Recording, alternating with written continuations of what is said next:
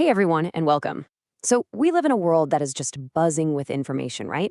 But have you ever stopped and wondered who actually decides what we're all talking about? Who picks the topics that just explode on our news feeds and dominate our political debates?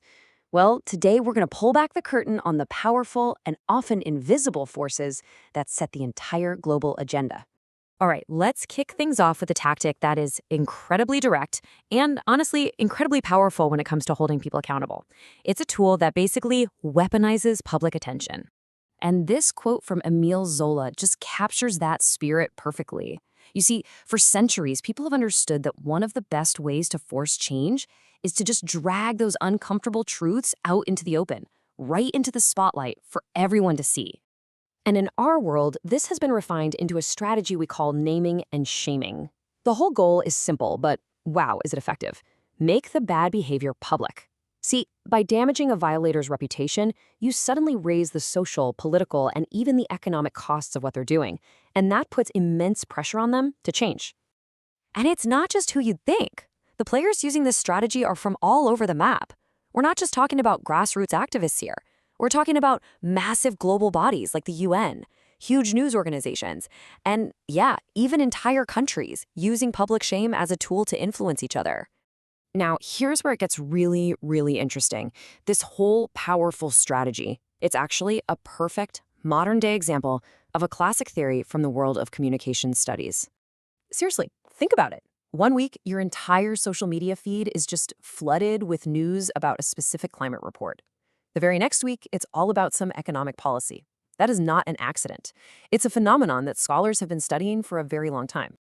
And this right here brings us to the absolute core idea of agenda-setting theory. It was summed up perfectly by Bernard Cohen. See, the media doesn't necessarily tell us what to think.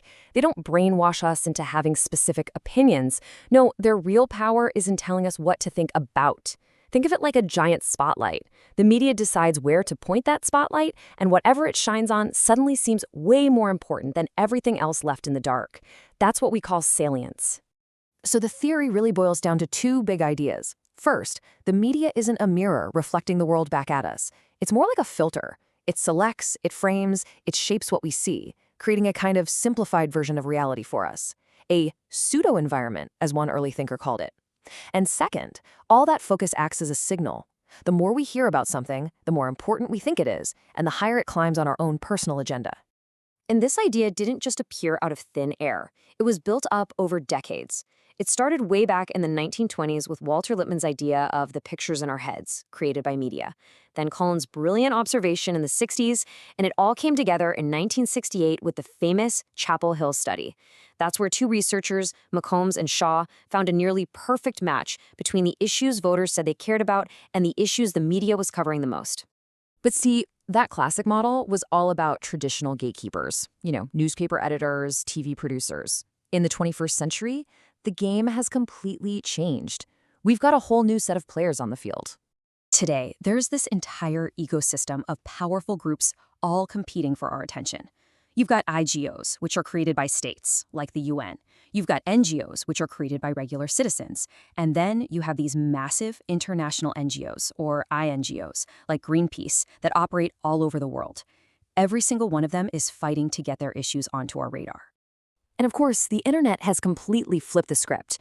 We now see something called reversed agenda setting. An idea can literally start with one anonymous post online, it can ripple through blogs and forums, get picked up by online news sites, and eventually it can force the traditional mainstream media to cover it. The agenda isn't just set from the top down anymore, it's coming from the bottom up. Okay, so this brings us to a really crucial question. What happens when these powerful new global conversations, these borderless digital agendas, run smack into the old world idea of the all-powerful nation-state? So, for a long time, the classic definition of what makes a country was laid out in the Montevideo Convention. It's basically about having the ultimate authority inside your own borders. You control your people, your land, your laws, with no outside interference. And for centuries, this was like the bedrock of how the world worked. But in our crazy, hyper-connected world, does that idea even hold up anymore? This is such a brilliant way to think about it. Imagine a country is a house. It used to be my house, my rules. Simple. But today, globalization has created all these shared community spaces, like the global economy, the internet, and our environment.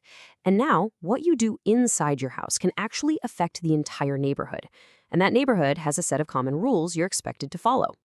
And the challenges to that old my house, my rules model are just huge. You've got multinational corporations that are richer than many countries. You have global financial institutions that can dictate policy. You have international organizations like the UN that can authorize intervention.